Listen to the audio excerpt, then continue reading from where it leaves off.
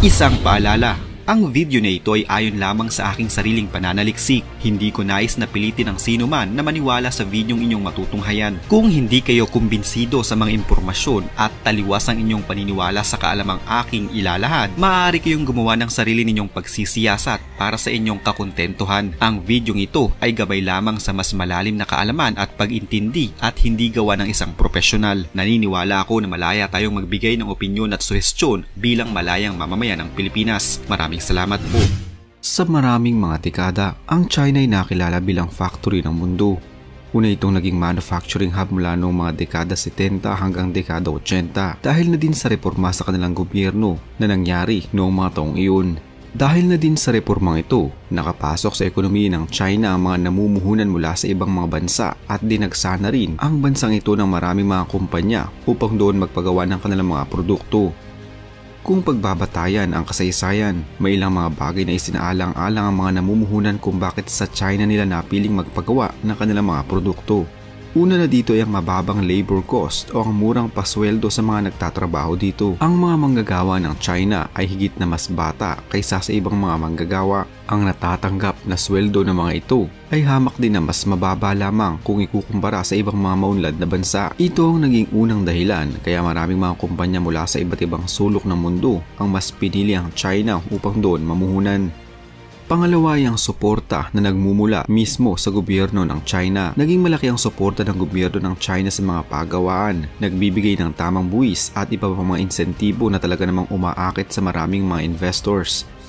Nagbigay din ito ng tila maayos at rasonableng dahilan kaya mas magandang mamuhunan sa China noon. Pangatlo ay ang infrastruktura. Kahit na noon pa man, ang China ay kilala na pagdating sa mga nagkagandahang mga infrastruktura tulad na lamang ng mga kalsada, tulay, paliparan at mga pantalan. Kaya naman dahil dito ay mas naging madali para sa mga namumuhunan na makapagpasok at makapaglabas ng kanilang mga produkto sa mabilis na pamamaraan. At ang pang-apat ay ang teknolohiya. Ang China ay may malakas na sektor ng teknolohiya na naging malaki ang tulong upang mas mapadali ang paggawa ng kung ano-ano mga produkto ng ibang mga bansa. Ang kanilang mga pasilidad at factory na may mga makabagong teknolohiya ay mas nakapagpabilis sa mga investors na makagawa ng maraming mga produkto sa napakamurang halaga lamang. Dahil sa apat na dahilan na ito, ang China ay naging kilalang manufacturer sa buong mundo ng kung ano-ano mga produkto mula sa mga laruan, gamit sa bahay, gadgets, mga pagkain at kung ano-ano pa. Kahit ata anong maisip mong bagay na meron tayo dito sa Pilipinas ay meron na din ang China. Subalit mahalagang malaman na ang pag-i-invest ng mga namumuhunan sa China ay may kaakibat pa ring sugal. Isang halimbawa nito ay ang isang kumpanya ay maaaring humarap sa isang issue ng quality control, intellectual property theft at hindi magandang katayo ng politika nito. Subalit gayon pa man, marami pa ring mga namumuhunan ng nakitaan ng China na malaki ang potensyal upang mas mapalugo nila ang kanilang mga negosyo. Nakikita din nila na ang kanilang gagawing sugal sa pagpasok ng kanilang kumpanya sa China ay may kaakibat na tagumpay sa hinaharap na totoo naman talaga. Subalit sa mga nakalipas na taon, tila ang posisyon ng China sa pagiging manufacturer ng mundo ay unti-unti nang nagkakalamat. Marami kasing mga kumpanya ang umaalis na sa bansa at naghahanap ng ibang mapagpapagawa ng kanilang mga produkto. Naging malaki na kasi ang pagbabago ng China mula sa polisiya at panuntunan nito para sa mga banyagang namumuhunan sa kanilang bansa. Ito ay dahil na din sa pagtaas ng labor cost ng mga manggagawa ng China na hindi kagaya ng dati na sobrang baba lamang. Kompetisyon ng mga produkto sa pagitan ng China at bansang Estados Unidos. Pagkakasangkot ng China sa kung ano-anong mga issue pagdating sa international stage at ang hindi maayos na kalagayan ng kanilang sariling ekonomiya. Ilan sa mga malalaking kumpanya ang umaalis na sa China tulad ng Intel. Mas pinili ng kumpanyang ito na dalhin ang kanilang pagawaan sa bansang Estados Unidos. Ang Microsoft naman ay mas nais na magpagawa ng kanilang mga produkto sa mga bansa sa Europa. Ang Nike ay lilipat na rin sa mga pagawaan sa ibang mga bansa sa Southeast Asia upang mas maging maganda ang kanilang produkto at bumaba rin ang labor cost ng kanilang mga manggagawa. Kasama din ang Dell na inanunsyong ililipat na ang kanilang mga pagawaan sa bansang Vietnam at Mexico upang mas maging mura ang cost of labor at gumanda pa ang kalidad ng kanilang mga produkto.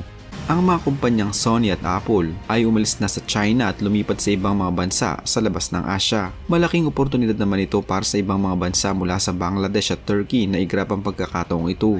Kasalukuyan ang gumagawa ng mga iPhone sa bansang India at inaasahan ng pagdoble ng produksyon nito sa naturang bansa sa mga susunod pang mga taon. Maraming mga bansa sa mundo ang nakikita ito bilang isang oportunidad na makuha ang mga kumpanyang ito at sa kanilang mga bansa na lamang ito magpagawa. Ang ilan sa mga bansang ito ay ang Bangladesh, India, Indonesia, Mexico at Vietnam.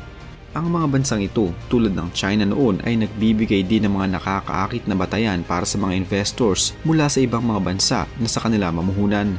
Isang halimbawa nito ay ang bansang India. Una nang sinabi ng gobyerno nito noon na mga nakalipas na taon na mas patataasin pa nila ang kanilang ekonomiya at production output. Sa mga nakalipas na taon, binawasan ng India ang pagpapataw ng taripa sa mga negosyo, infrastruktura tulad ng mga kalsada, tulay, pantalan at airport, kaya mas maraming mga bansa ang mas pinili ngayon ng India. Agad naman itong nagresulta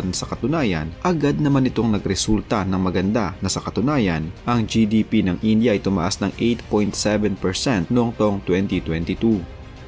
Bukod sa maraming mga kumpanya na ito na isa-isa nang nag-aalisan sa China, ilan ding mga German firms ang isa-isa na ding umaalis sa bansang ito.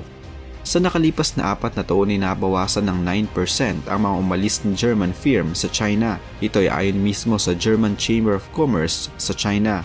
Ilan sa mga dahilan kung bakit nag-aalisan ng mga ito sa China ay dahil sa kompetisyon pagdating sa mga lokal na kumpanya, hindi pantay na market access at hindi magandang kalagayan ng mismong bansang China. Ilan pa sa mga bansang mula sa West ang inalis na rin ang kanilang mga negosyo sa China.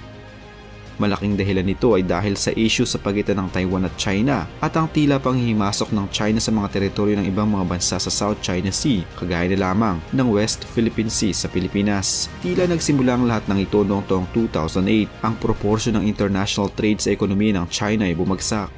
Mula noon, tila nawala na sa China ang kanilang pagiging business-friendly, investment-friendly at global economy-friendly na bansa. Noong taong ding iyon, ang China ay may tuturing na factory ng mundo. Maganda na ang kanilang ekonomiya, mayaman sa mga international trades at masasabi ng stable na ang kanilang gobyerno.